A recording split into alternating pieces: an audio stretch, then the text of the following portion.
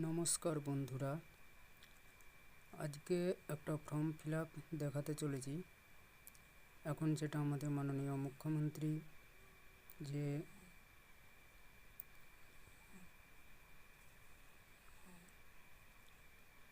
যুবসাথী প্রকল্পের একটা ফর্ম দিচ্ছেন, এই ফর্মটা ফিল আপ করলে সকলে ১,৫০০ টাকা করে মাসে পাওয়া যাবে। তা এই ফর্মটি ফিল আপ করার জন্য কিছু শর্তাবলী রয়েছে এবং ফিল আপটি কীভাবে কী করা হয় সেটা তুলে ধরছি। এই ফর্মটার প্রথম পেজটা ঠিক এরকম আসে। তো চলো একে একে কীভাবে ফিল আপ হয় সেগুলো দেখাচ্ছি। সর্বপ্রথম দেখো বন্ধুরা, এই যে কর্নারে একটা চারকোনা বক্স রয়েছে, এখানে একটা পাসপোর্ট সাইজ ফটো লাগাতে হবে এবং ফটোর ওপর দিকে নিজের সই করতে হবে। ঠিক আছে, এরপর চলে আসি ফর্মের ফিল আপ পর্যায়ে।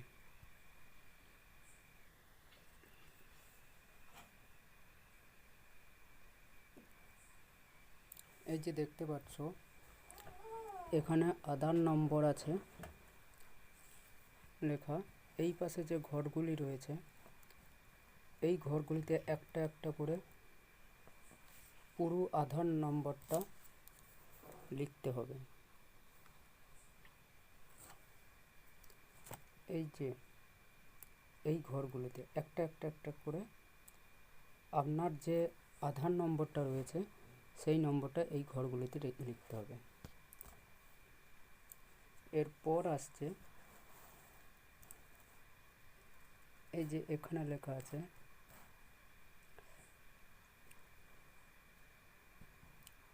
মাধ্যমিক পরীক্ষা অনুযায়ী আপনার যে নামটা ছিল সেই নামটা এই ডান দিকে ঘরে যেভাবে আমার লেখা রয়েছে, প্রত্যেক ঘরে আলাদা আলাদা করে এগুলো আমার নাম, UJJ, প্রত্যেক ঘরে একটা করেই অক্ষর হবে। উজ্জ্বল বিশ্বাস নামটা পুরোটা কমপ্লিট হওয়ার পর একটা ঘর ফাঁকা হবে, তারপর আবার টাইটেলটা হবে। ঠিক আছে, এরপরে চলে আসছে এই যে আছে মোবাইল নম্বর ব্যাংক অ্যাকাউন্ট লিঙ্ক যুক্ত। আপনার যে মোবাইল নম্বরটা ব্যাংকের বইয়ের সাথে যুক্ত করা রয়েছে, ব্যাংকের বইয়ের সাথে লিঙ্ক করা রয়েছে, সেই নাম্বারটি এই ঘরে একটার পর একটা 10টা অক্ষর বসাতে হবে। 10টা যে নাম্বার হয়, এখানে 10টা ঘর আছে, একটা একটা একটা করে প্রত্যেক ঘরে ফোন নাম্বারটি বসিয়ে দিতে হবে।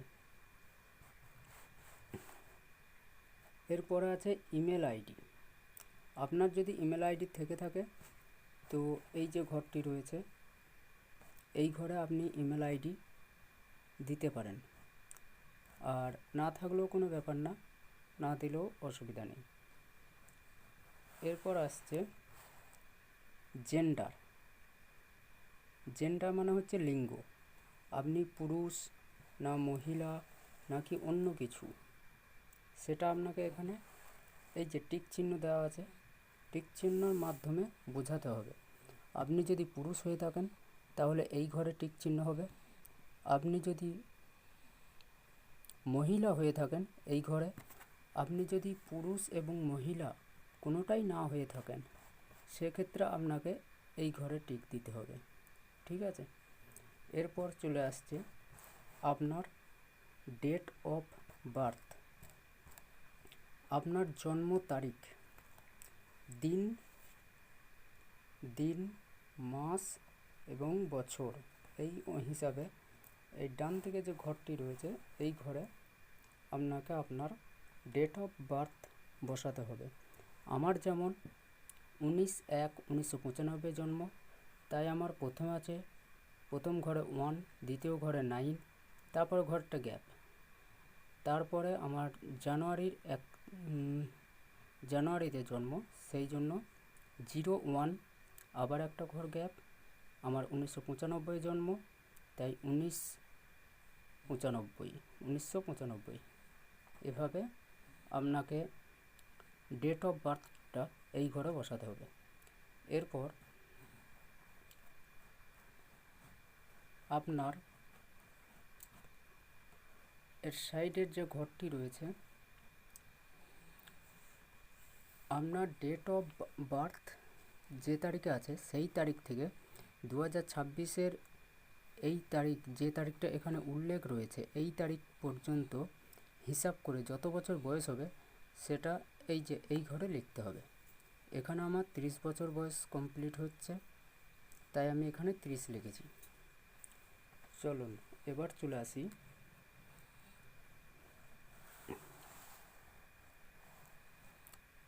জন্ম তারিখ হয়ে গেল। এরপর আছে পিতার নাম, ফাদার্স নেম বা পিতার নাম। আমি আমার এখানে পিতার নাম দিয়ে দিয়েছি। ঠিক একইভাবে প্রত্যেক ঘরে একটা একটা করে ওয়ার্ড।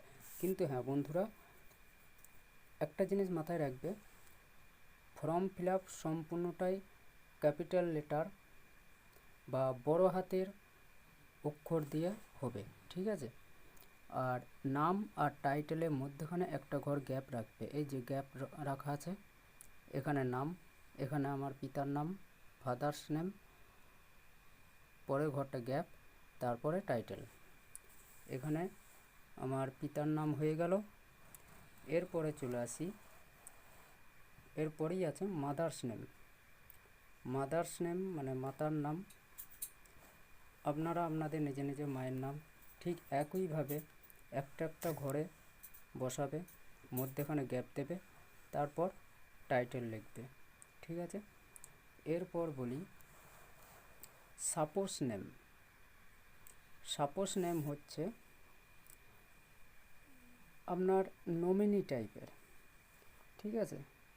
সাপোজ নেমটা হচ্ছে আপনি যদি মহিলা হয়ে থাকেন, তাহলে আপনার যদি বিবাহিত হয়ে থাকে তাহলে আপনার স্বামীর নাম হবে এই ডান দিকের ঘরটাতে।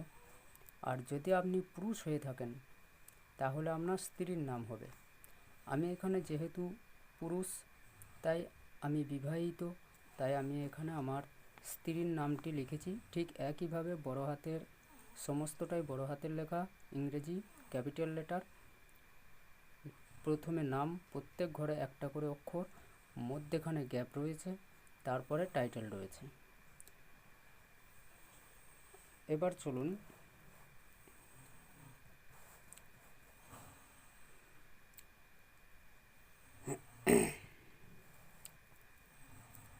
আপনার caste certificate. Category if not general শ্রেণী, সাধারণ শ্রেণীভুক্ত না হলে, আপনি যদি কোনো সাধারণ শ্রেণীভুক্ত না হন, যেমন এসসি, এসটি, ওবিসি এসব যদি হয়ে থাকেন, তাহলে যদি আপনি এসসি হয়ে থাকেন এসসিতে টিক দেবেন, যদি আপনি এসটি হয়ে থাকেন এসটিতে টিক দেবেন, যদি আপনি ওবিসি হয়ে থাকেন তো ওবিসি টিক দেবেন। এবার যদি আপনার সার্টিফিকেট থেকে থাকে তবেই আপনি টিক দেবেন, ঠিক আছে? এবার টিক দিলে আপনাকে আপনার যে সার্টিফিকেট রয়েছে সেই সার্টিফিকেট যে নাম্বারটি হয় সেই নাম্বারটি আপনাকে এই ঘরে লিখতে হবে, একটা একটা করে ঘরে ঘরে লিখতে হবে। এখন আপনি যদি এই সমস্ত কাস্টের মধ্যে যদি না পড়ে থাকেন তাহলে আপনার এখানে কিছু লেখার দরকার নেই। আর যদি দেখা গেলো এই সমস্ত কাস্টের মধ্যে আছেন অথচ আপনার কাছে কোনো রকমভাবে সার্টিফিকেটটা নেই, সেক্ষেত্রে আপনি কোনোটাতেই টিক দেবেন না, কারণ আপনাকে এখানে টিক দিলেই নিচে কিন্তু আপনাকে সার্টিফিকেট নাম্বারটা দিতেই হবে, ঠিক আছে? আমার যেমন আমি এসসি, কিন্তু আমার সার্টিফিকেটটা হারিয়ে গেছে, এই মুহূর্তে আমার কাছে সার্টিফিকেট নেই, সেই জন্য আমি এই কোনো জায়গাতে টিকও মারিনি, এসসিতে টিকও মারিনি, আবার এখানে নাম্বারও দিতে পারছি না। আমি এখানে নাম্বারটা দিতে পারবো না বলেই আমি এখানে টিকটা মারিনি, কারণ আমার সার্টিফিকেটটা হারিয়ে গেছে, এই মুহূর্তে সার্টিফিকেট আমার হাতে নেই, ঠিক আছে? তো যাদের কোনো সার্টিফিকেট রয়েছে একমাত্র তারাই সেই শ্রেণীতে টিক মেরে এখানে সার্টিফিকেট নাম্বারটা লিখে দেবেন। আর যদি আপনাদের কোনো সার্টিফিকেট না থাকে তাহলে ঘর ফাঁকা রাখবেন। আর যদি কোনো শ্রেণীর হয়ে থাকেন অথচ সেই শ্রেণীর সার্টিফিকেট আপনার কাছে নেই, সেক্ষেত্রে আপনাকে এখানে কিচ্ছু করার দরকার নেই। ঠিক আছে, তো এর পরবর্তী পর্যায়ে আসি, ম্যাটেরিয়াল স্ট্যাটাস।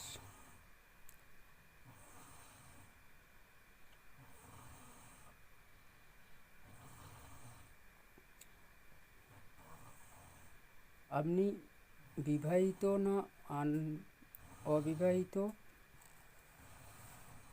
নাকি বিচ্ছিন্ন সেটা আপনাকে জানাতে হবে। আপনি যদি বিবাহিত হয়ে থাকেন তাহলে বিবাহিতর ঘরে, আপনি যদি অবিবাহিত হয়ে থাকেন তাহলে আপনাকে এই ঘরে টিক মারতে হবে, অবিবাহিত ঘরে। আপনি যদি বিধবা বিপত্নী হয়ে থাকেন তাহলে এই ঘরে, আপনি যদি বিবাহিত হয়ে থাকেন তো বিবাহিত ঘরে টিক মারতে হবে।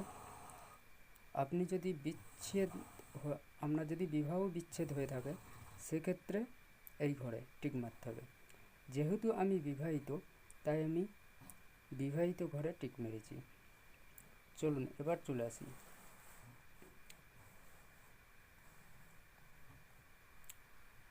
বাড়ির নাম্বার,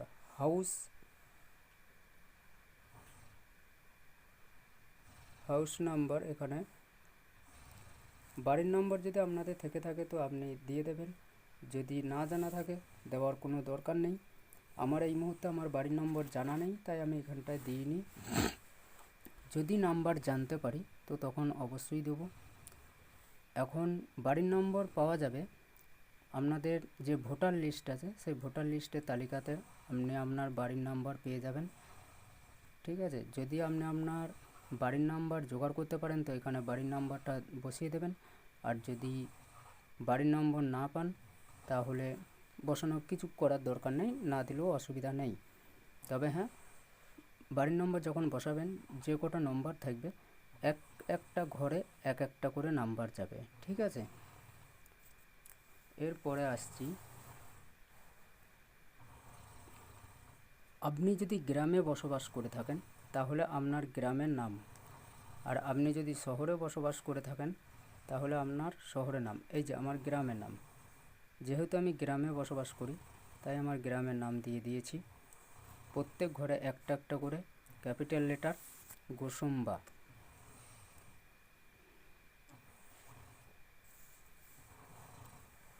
এরপর আমার পোস্ট অফিস মানে ডাকঘর, আমার পোস্ট অফিস হচ্ছে আলমপুর। প্রত্যেকটা ঘরে একটা একটা করে অক্ষর দিয়ে আমি পোস্ট অফিস আমার আলমপুর। প্রথমে আমার পোস্ট অফিসের নামটা লিখলাম, তারপর একটা ঘরে এরকম একটা ডট কিংবা হাইফেন দিলাম, তারপর একটা ঘরে পি, একটা ঘরে ও, মানে পোস্ট অফিস। ঠিক আপনারাও এই একইভাবে লিখবেন। এরপর আসছে জিপি মানে গ্রাম পঞ্চায়েত বা ওয়ার্ড নম্বর। আপনার যদি পঞ্চায়েত এলাকায় বাড়ি হয় তাহলে আপনি আপনার পঞ্চায়েতের নামটা এখানে লিখে দেবেন, প্রত্যেক ঘরে একটা একটা করে অক্ষর দিয়ে। আমার যেমন এখানে আলমপুর গ্রাম পঞ্চায়েত, তাই আলমপুর, তারপরে এই যে একটা ঘরের গ্যাপ দিয়ে জিপি, আলমপুর জিপি। এখন যদি আপনার পৌরসভা এলাকায় হয়, টাউনে বাড়ি হয়, তো আপনি আপনার ওয়ার্ডের নামটা দিয়ে দেবেন। ঠিক আছে, এর পরবর্তী পর্যায়ে আসি, ব্লক মিউনিসিপ্যালিটি। আপনার যদি ব্লক হয় তো আপনি ব্লক দেবেন। আমার যেমন কাটোয়া 1 নম্বর ব্লক, তাই কাটোয়া গ্যাপ ডট তারপরে 1, কাটোয়া 1 নম্বর ব্লক আমার। ঠিক আপনাদের নিজের একইভাবে আপনাদের ব্লক নাম্বার দিয়ে দেবেন, ব্লকটা কত নম্বর ব্লক সেটাও দিয়ে দেবেন।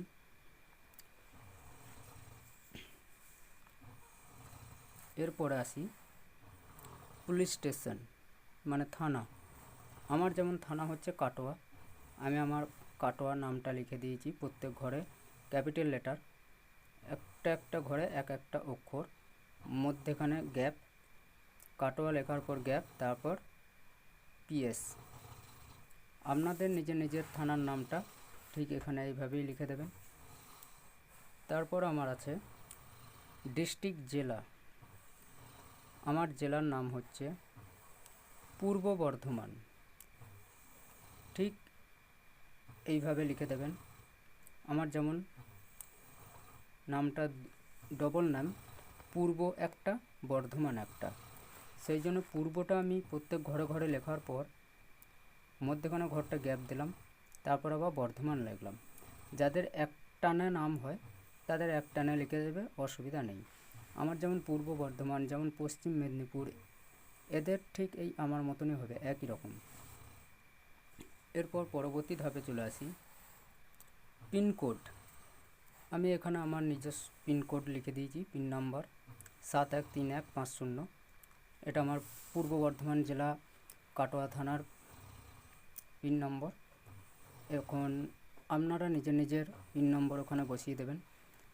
এরপর আছে স্টেট মানে রাজ্য। রাজ্য এটা তো ফর্মে অটোমেটিক লেখাই আছে, ওয়েস্ট বেঙ্গল, এটাকে নতুন করে কিছু লেখার প্রয়োজন নেই।